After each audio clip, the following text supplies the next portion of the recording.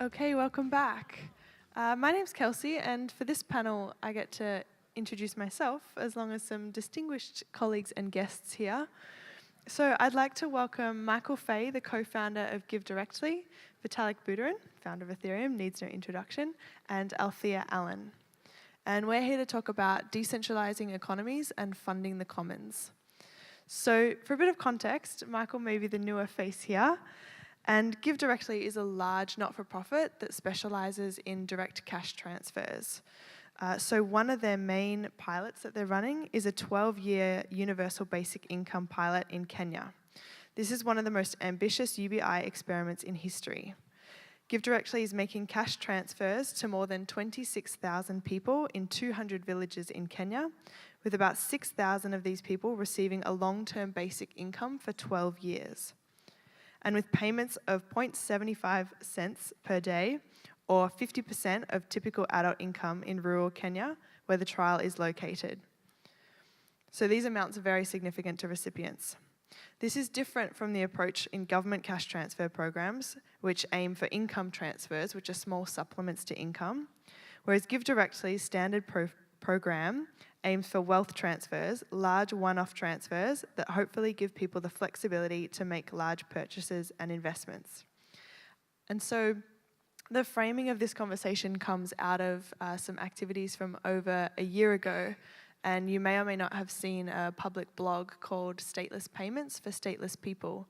So there was some alignment in vision and direction, I guess, between different parties and different people to bring about a donation to Give Directly and an ongoing conversation in this space. So I'd love to kick it to you, Michael, maybe to explain a little bit about why Give Directly got started on universal basic income.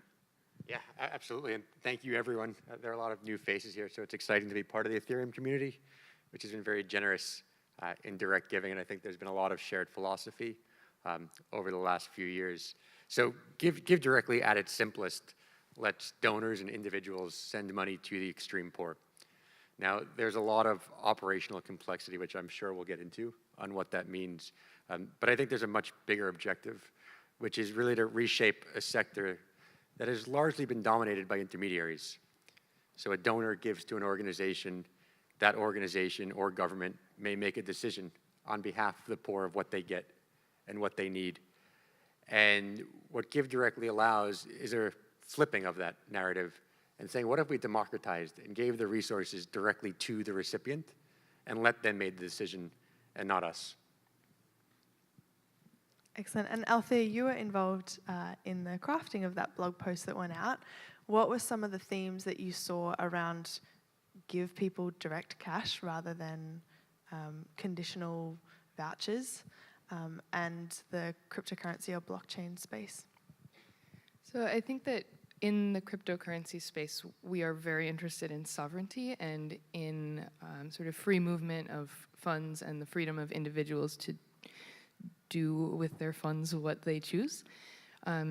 So to me, there's a lot of alignment there with the idea of giving people money and then walking away and leaving it to them to know what's best for them and make the choices with it that they think are best, and not trying to dictate or sort of prescribe the correct way to use the resources that they have available to them.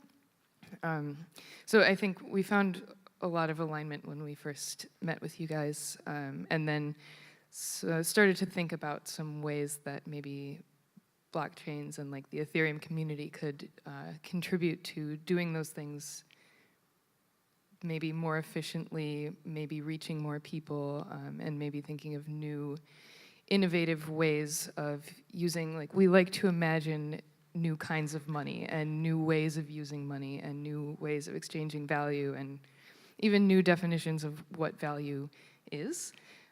So I think there's a lot of freedom here to kind of explore all of those questions in the real world. And also I really appreciate the long-term, like, research-based aspect of Give Directly specifically, because there's a lot of data there that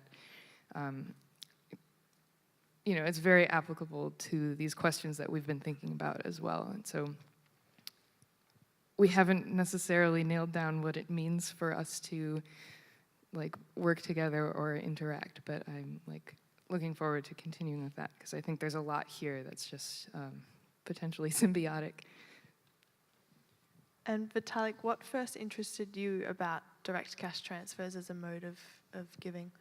I mean, I had been following the rationalist space and things like Les Rawlings and Slate Star Codex and kind of Friends, and as one of my interests in addition to crypto. And one of the kind of things that's adjacent to this camp is this concept of effective altruism that says, like, let's try to like really take the same kind of proper systematic effort at figuring out what is the most efficient way to use our resources to help people, and let's put the same rigor into it that you'd expect, say, a company to put into maximizing profits. And this movement has like some recommendations about things that it thinks are, or that people inside of the movement tend to think are very good to funds that we don't focus on enough. So like the Against Malaria Foundation tends to be rated very highly, and surprisingly, you know, despite its simplicity, Give Directly is like often right up on those lists as well. So that's how I kind of found out about it for the first time. And I thought, you know, the idea seems really interesting. It seems like it's you know, a great way to kind of help people and help them by sort of empowering them to just make their own decisions with just more resources to help them. And that's just seemed like something that was worth giving money to, so I gave Directly some money, and then we met last year in San Francisco, and we've been talking more and more since then. And Michael, what led Give Directly to accept cryptocurrency donations in the first place? Oh gosh, I think it just makes a lot of sense. And I think the reality is a lot of our donors are people that are kind of willing to break down walls and not take no's and be a bit more innovative. And the more forward-leading we can be on those things, the better. I think we have the luxury in many ways. We're a new organization. We launched publicly in 2011 to take some of those chances that other people can't and show other organizations what's possible. One of those things is doing crypto. A lot of it is how we run our cash programs, the fact that we do cash, and so on. So it made a lot of sense. It's been great for us. The crypto community has been really supportive across the board. So yeah. Actually, in terms of practicality, if you look on the Give Directly website, you'll see the address just really nicely pasted. If there's front-end people, React devs, people that like doing payment gateways, wallets, or anyone that's interested in improving the payments process for donations, I'm sure that is a lucrative problem to solve as well. So you seem to have quite a strong risk appetite. Some of the places that you work is Kenya, Rwanda, and Uganda. What are the specific challenges that you get confronted with, and what's the actual process so people here that might not be familiar with direct cash transfers that you go through? So it's worth going back about 8 years. So when we started Give Directly, the first country we went to was Kenya. So this was 2008 before we actually launched publicly. And the reason for that was Kenya, at that time, was the only country with mobile money. So mobile money is, we all use Venmo, but mobile money was truly revolutionary for a population that really did not have access to any other financial service. There weren't local banks. They were out of the financial system for all intensive purposes. And now, for the first time, with a feature phone and a SIM card, they could receive digital money.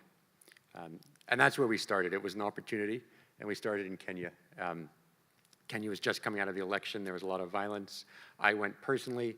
We would get people's phone numbers, and we'd send them digital money. At that time, cash was considered crazy. People would say, well, aren't people going to just spend it on alcohol? How could you possibly be doing this?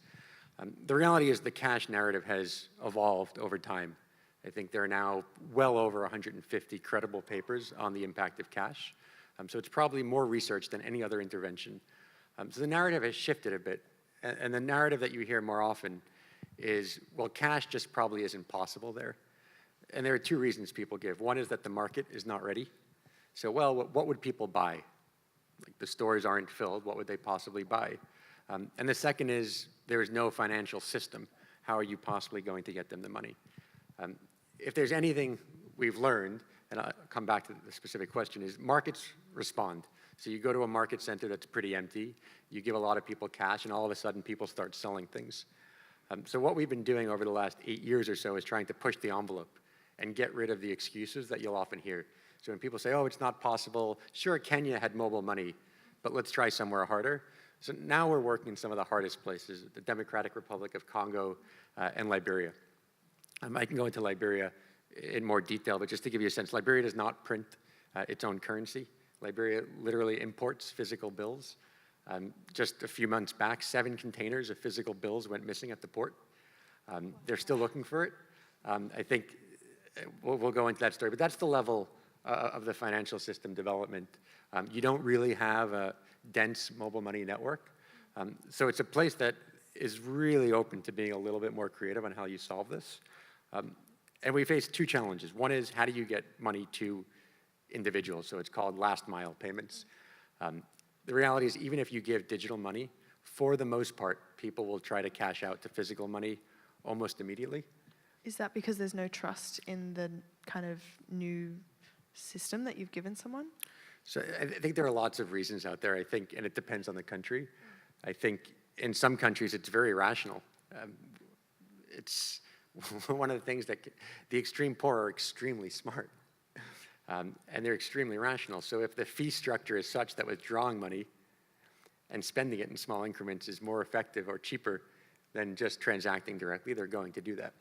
So there's certainly some of that. There's also certainly a trust element of this may not be here tomorrow digitally. So there's absolutely a trust piece. And the other thing we deal with is identity, which is you go to a village, you try to enroll people, but you're giving money. So there's every incentive to try to cheat. So maybe a friend or a cousin from another village comes and squats in your kitchen and you pretend like there are 2 people there. So how do you actually deal with the identity issue and the potential for fraud? I'm going to stay on this around, I guess, practical applications of blockchain and cryptocurrency to this space.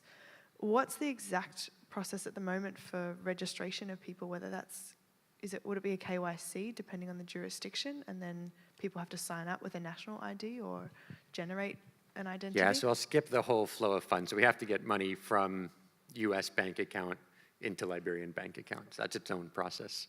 Then it's there. So we need to do a few things. The first thing we need to do is enroll people in the program. So what we will do is we will have people on the ground that census a region first. So you count the number of houses, number of people, who they are, and so on. Based on that, you will enroll people based on meeting some criteria. And that specific criteria may vary per country, but we have shifted to a model where we basically enroll everybody within a village. And we go house to house, digitally collect the data, and so on. We will then send another team to essentially go back and collect the same data and verify it. Is it the same person and whatnot? As part of this, we will enroll them in mobile money. Now, to enroll in mobile money, I'll stick with the Liberia case, you need some form of identification. The lowest form of identification is literally a letter. I think it's a letter from the village chief. A lot of people will be illiterate, so it will be signed by thumb stamp or fingerprint from both them. That is enough to get them a mobile money account, which is a SIM card and a phone, which we will provide them as part of the cash transfer. They basically get less money in order to get the phone if they want it. We will then, from New York or London, process the payments digitally to the mobile money operator. There are some steps in between, so we actually check that the name of the person on the account is the same as we have.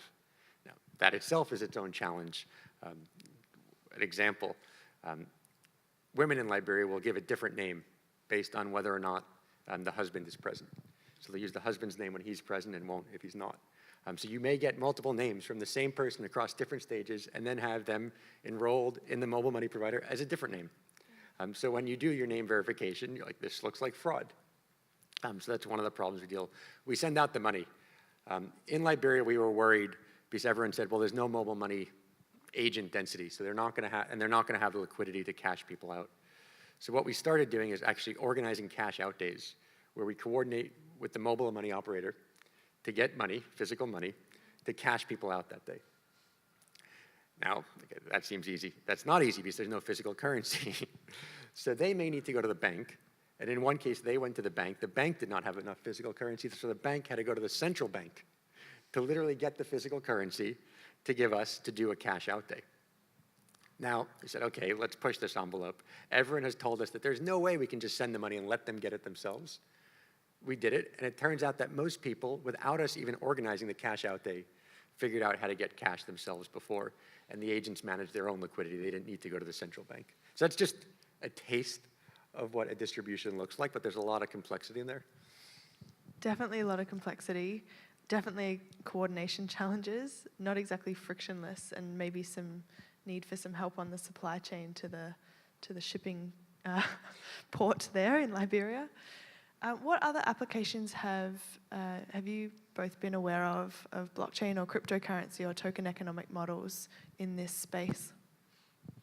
So if, like, by the space we're talking about just providing infrastructure and tools to people that just don't have it right now, I think, I mean, Virgil mentioned like insurance as being a potential, and parametric insurance as being a potentially really interesting application.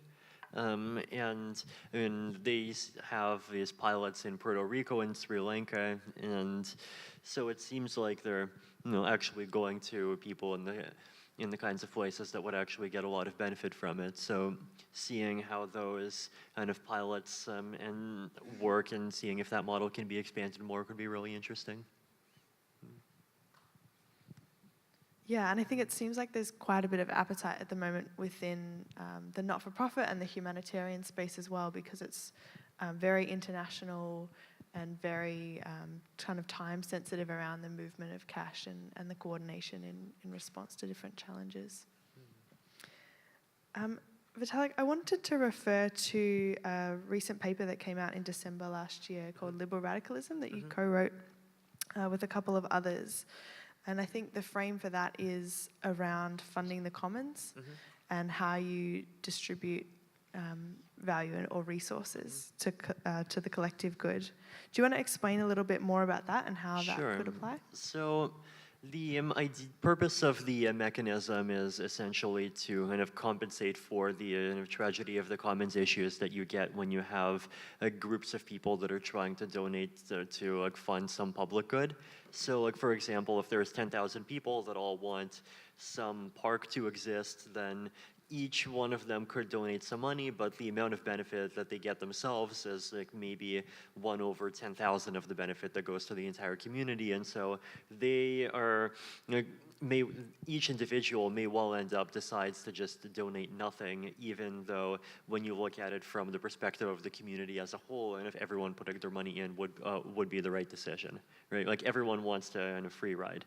So the way that this mechanism works is basically, from a kind of high-level point of view, you let people donate money to kind of charities, and then for each charity, you would look at how much money each person gave, and then kind of in a certain mathematical sense, like the easiest way to describe it is you use the amount of money they donate to kind of estimate how much they care about that public good existing, and then you kind of sum all those numbers up, and you ask the question, well, if there existed a kind of virtual sort of single person that is kind of the entire community acting as one, with who cared about this public good as much as all of these individuals put together, how much money would they be willing to donate?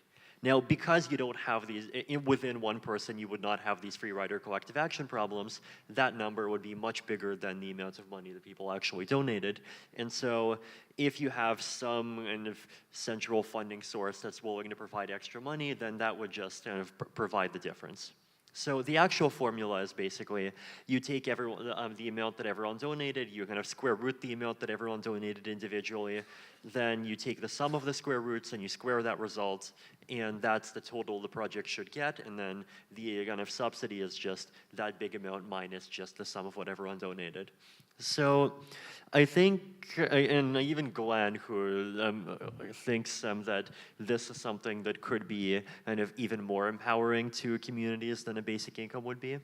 because it's like it's not just giving the money, it's also giving them this ability to coordinate, to create projects that potentially would not even exist if they had to figure it out on their own, even if they kind of each individually had more financial resources. So it's another example of something that could be potentially really interesting to try out in small communities. And I think it's been coined quadratic giving because it Yes. takes the quadratic voting mechanisms and kind of Yeah. extends it to this space. Mm-hmm. What's one of the interesting use cases for it? So this has already been used by Gitcoin. This is this grant-making kind of group that's been trying to fund Ethereum projects through grants. And they did one round of this where there was $25,000 of kind of subsidy money, and people got the opportunity to donate these funds to projects. Then, based on this formula, this subsidy was kind of proportionally distributed, and it ended up funding like something like a dozen different projects. And at least like from my point of view, the results looked really reasonable. Like the things that got funded seems to be the things that at least like I personally expect, like would say are things that should get funded and things that the community in general seems to think should get funded. So at least the first run seems to work pretty well, and now there's a second run with $50,000 of subsidy money happening. So this is, I think, being viewed as kind of one of the possible mechanisms for how to decentralize funding of public goods inside the Ethereum ecosystem. I'm going to throw to Althea. Why do you think that decentralized finance is important, and what do you think that some of the trade-offs of moving that way are? Or Vitalik or Michael or whoever would like to jump in as well. So I think that it's important for many of the same reasons that others do, sort of moving or removing centers of power, making it more difficult to either exploit or like change the way that the system works for your own gain if you just happen to have a lot of money or resources or power, and also making it possible for communities and just sort of globally for people to have input on how the systems are built that they're going to use. So it's possible, although not a given, that these systems can be less prescriptive and more sort of customizable by the people who are actually using them, because like I think that like a lot of the communities that you're talking about, I could never possibly sort of understand either the challenges or just the mindset. I think there are like cultural differences and differences in like the resources that are available that I just will not think of.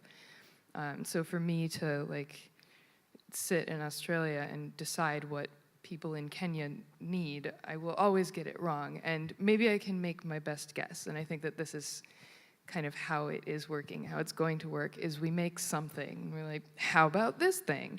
And then leave it open. I think this is the importance of open source and like decentralized creation, is that it's open for people to sort of take it and run with it. And this was a point that Stuart Brand made, and I think that you're kind of getting at this as well. People are very resourceful. So if you provide them with the tools to like create the systems that will serve them better, they will take that and they will run with it. So I think that's what's really cool about decentralized finance. At this point, one of the major and obvious drawbacks is that it's not very convenient, and it's not really very widespread in terms of like where it's even legal to do it, or where people understand it, or you know, where the developer resources are. That stuff is all still pretty localized and really pretty centralized in terms of like the influence on how these systems are developing still rests with like quite a small number of people.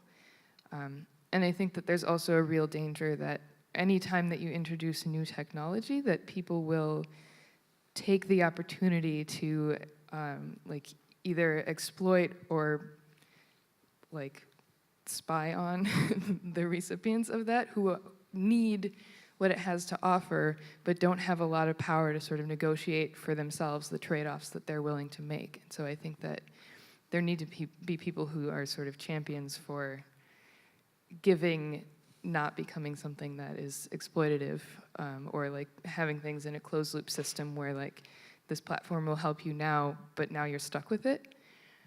I think those are a couple of the things that like worry me most. And I mean, I'm curious, Michael, what you think as far as like these things potentially becoming like data mining or surveillance opportunities for maybe less well-meaning people. Is that like a danger that you see, or is it something that you see happening? So not yet. I think we try to be really conscious about asking recipients. So even if we're going to use a picture, publish a story, get very explicit consent. And the thing that gives me confidence that we're doing a decent job of that is that a lot of people say no, which is probably the best indicator that you've done it all right. But I think it's a problem. I think a lot of the problem, and the reality is a lot of people are very willing to kind of share and they want to be helpful. So much of the problem is a resource problem for them at this point. And I think you said it really well, but we think of this as if you look at the aid budget, the global aid budget, and this is not private philanthropy, which is more, but we're talking about $130 billion a year or so. And that's just remarkably centralized. And the way we talk about it is our money, like in the West. Like it's our, what if we changed that and said, no, that's not our money. That's the recipient's money. We're going to distribute that magically to all recipients. And maybe there's some things that we tax them for to provide a public good or something else. But let's not treat it like ours. And the number that just has stuck with me is if you look at the last 30 years or so, international aid has been increasing. So now it's about $130 billion. The poverty gap has been falling. And that's just arithmetic. So if someone's living at 90 cents a day and the poverty line is $1.90, their poverty gap is $1. So you just take the summation of that globally. And that's probably in the 60 to 70 billion range right now.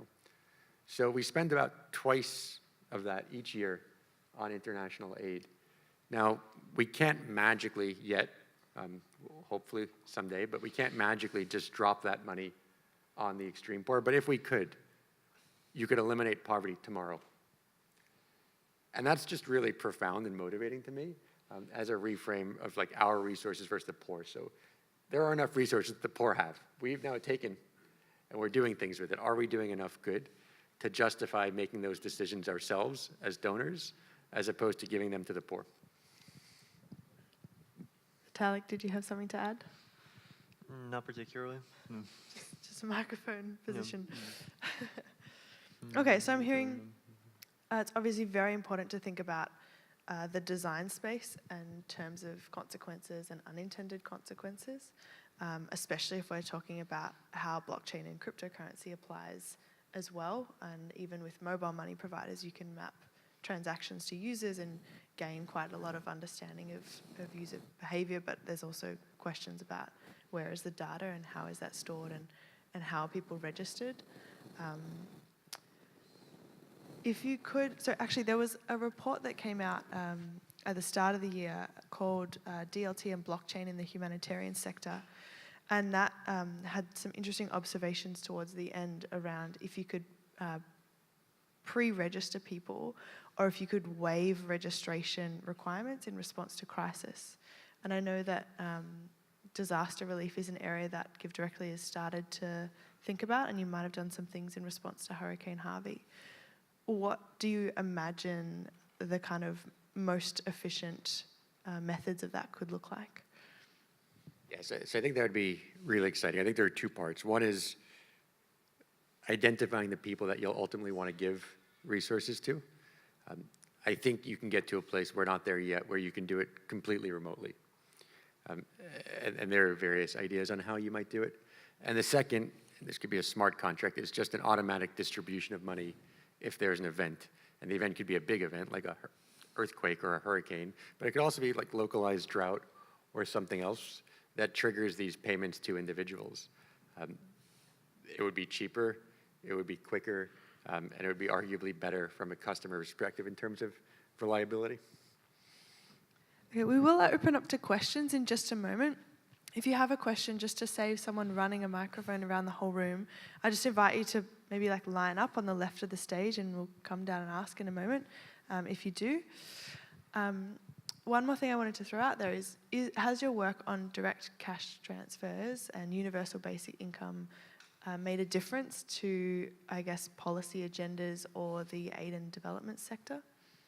Yeah, we hope so. I think the conversation has changed a lot since we got started.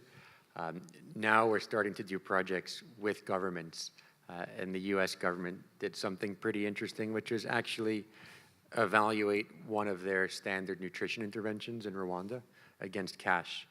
So the question is, let's spend money on our traditional intervention and measure what happens per dollar, and let's spend it on cash and measure what happens per dollar. And that gets at this concept that cash should be a lower floor or benchmark for the sector, right? Which is prove, the burden of proof should be on us, the donor, that we're doing more good with a dollar than the recipient, because we're taking that choice away. So we should need to justify that it's actually worth it. One thing I did want to say that I think would be a pretty neat idea for crypto at some point is it will come out soon, but work on the impact of cash transfers on people that did not get the cash transfers, so externalities. And from this paper, which is the most systemic look at it, it looks quite positive, both in terms of income of surrounding businesses, but also on kind of well-being. Now that's amazing. Now, what I would really love to see is how the actual cash moves, and if you could trace a dollar through the system of how it's moving out from that kind of center of where you've distributed to the surrounding economies over time. Yeah, very interesting around the spillover effects. Don't be shy about coming down the front. Is there anyone that has a question? Nothing at all? Hand up. Can I invite you to come down? I'll come down and stand with you.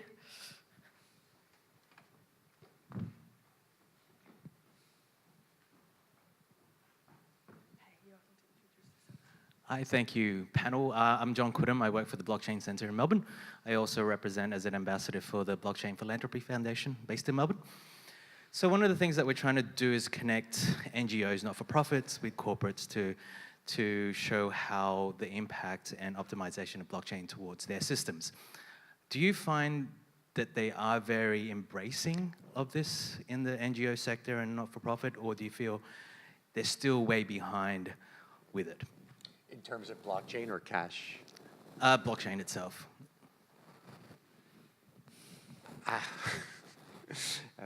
You may have seen more than me. I think, I don't know enough to speak broadly.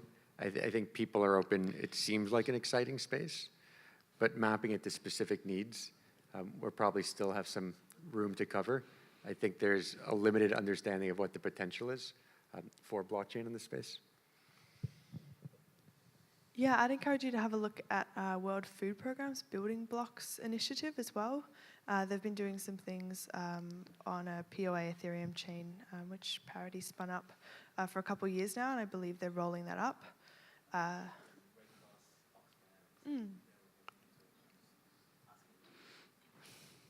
there's definitely traction. Hello there.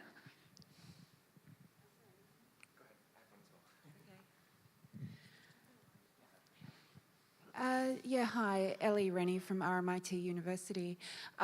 You mentioned it briefly, but I was interested in this idea of how you might use these systems for public goods, for say infrastructure or something where people are not necessarily, once they get the cash, going to coordinate themselves to build that shared good or need. Well, this is like one good example of where quadratic funding might actually kind of help a lot. Like basically because it's a way of giving money to projects that's kind of designed to target things that lots of people want to exist and that lots of people are willing to sacrifice some amount of money to see exist, but it kind of uses this extra pool of money to kind of help the project along. So, I mean, it's like the way that I would expect to see it work is kind of for anything big and substantive, like some large and well-maintained road, like you could still imagine an organization maintaining it, and the organization could receive funding from this kind of pool, but then individuals could as well. I mean, though that said, this is all still kind of theoretical, and it's just something that I want to see tested in real life. I would love to test it. I should say cash does not solve everything. Cash does not build roads. It does not discover vaccines. It does not solve the public good problem. I think one thing I'd be pretty interested to think about is there's certainly coordination challenges at the village level, and you'll see some of them get solved. So you'll see people pool their money to kind of build a little road or dig a well together. But without capital, they can't even begin to think. They can't contribute to the public good in the first place. Combining something like this, which to make coordination easier with the additional capital, could be really interesting. Cool. Denison? Hi, yeah, I had a question. I find it really fascinating, the idea that we can give and then we can sort of see the effects of the money in the society using digital cash, where we can see it sort of like filtering down through the communities. But what kind of scares me about this idea is that if you were to come to America, for example, no one would let you have that sort of visibility on their privacy. And is there an aspect to this giving that's a little bit exploitative in the nature of, certainly we may be giving people money that does improve their lives, but certainly the data about how people use money and how it spreads through their society can be extremely valuable down the line. So one of the things I was wondering is there any sort of effort going into understanding how we can protect people's privacy, and whether or not there's any externalities that may come from knowing this data about how the society spends money once we give it to them, and what sort of like efforts are being made towards the sort of protection of these communities? Because in a way, it feels a little bit like experimentation on them, even if there is a net positive outcome. Yeah, so I think there are two parts to the comment. One is the privacy and one is the experimentation piece. I think the privacy, I should be clear, there's no private data in the evaluations and the randomized evaluations that could be used to identify or whatnot. You have a control group, a treatment group, you look at the differences, and that's what gets reported in the reports. And you'll see those evaluations. There was a cash program in New York City. There are many kind of social kind of randomizations that happen in the US as well. I happen to think that experimentation is a good thing, and I think it's less risky than it may seem at first blush, which is we don't have enough money to give to everybody in Kenya, a cash transfer. I would love to have that be the case, but we just don't, which means that at some level we need to choose who gets and who doesn't get. What we're doing, the fact that some villages get and some don't get, all we're doing it is more randomly or systematically than we would otherwise, which lets us learn a bit more and say, okay, those communities didn't get, these got. Let's look at the systemic differences across the two. I think the learning is probably worth it, because I think the other idea of we just don't know what impact things have led us down dangerous paths. So I'm an economist by background, and when I did my PhD a while ago now, it was kind of early 2000s, we were first starting to evaluate what worked and didn't work. So this is decades after we've been doing stuff. And what turned out to be the case is that a lot of things we assumed worked didn't. So we had poured billions of dollars into programs that really had no impact on people. So the chance to make those programs more effective is worth it. Yeah, and I would just say, like, the international community development space has been very broken and built on a lot of assumptions and a lack of evidence for many decades, or perverse incentives. And then at the moment, there's massive mobile money networks all across developing regions, for example, Southeast Asia, and no one's asking private companies questions around how they're handling privacy and data. But depending on the CRM, it could be the Huawei database, which some of them are actually using. So, can I add to that question? Sure, and then it'll be a final audience question. Yes. So, let me see if I can form this. Sorry, it's just emerging in my brain. I think Give Directly has shown itself to be particularly open to experimentation. But I'm I'm curious, what is sort of your threshold for like the level of doneness of a new system or a new technology? Because we're talking about like, let's throw a blockchain in there, but I don't know that there's anything that's ready enough to like do this experiment in a way that isn't potentially harmful or that doesn't just sort of cause chaos instead of giving us useful information. So, I mean, do you have any thoughts on that? Yeah, you ask all the tough questions. So I think it's a balancing act. And I don't think you want to be extreme and say, we will not do things that may have some unknown, unintended consequence, because everything could potentially fall into that bucket. When we started Give Directly, we actually initially got rejected for research. We said, like, giving money to poor people, that could be really bad. It could be, it's not, but it could be. I think we don't want to put people at extreme risk, and we have to be really sensitive. So one thing that has come up is, why not give, just instead of fiat, instead of digital, instead of a stable coin, just give a cryptocurrency to recipients. I think the biggest risk there right now is volatility, which is, it is one thing for me to have crypto go up and down. If that is what I'm depending on to feed my family, and I think it's worth $100, and I go to cash it out and it's worth 10, that could be really meaningful, and the difference between life and death, and that's not a risk that we'd be willing to take right now. Or we'd offset it and say, we'll give you that, it may be risky, but we're also giving you this, which will be $100, where you could make the case that it is pretty clearly a net positive. I think of key management as another one that, like, you know, if you tell me, here's $50, if you lose this key, your $50 is gone, I'm like, shucks, I lost my key. But if that happens to somebody for whom $50 is, you know, half a year's income, that's not okay. That's not an acceptable risk. And so that's a particularly difficult one to deal with. That brings us to time for this conversation. Thank you so much for all of your inputs and insights as well. And thank you to everyone that asked questions. There was a few hands still, so if you want to hang around now for a moment, happy to take a couple more questions on the floor. But if we could thank the panelists, and now everyone has a half an hour break after this.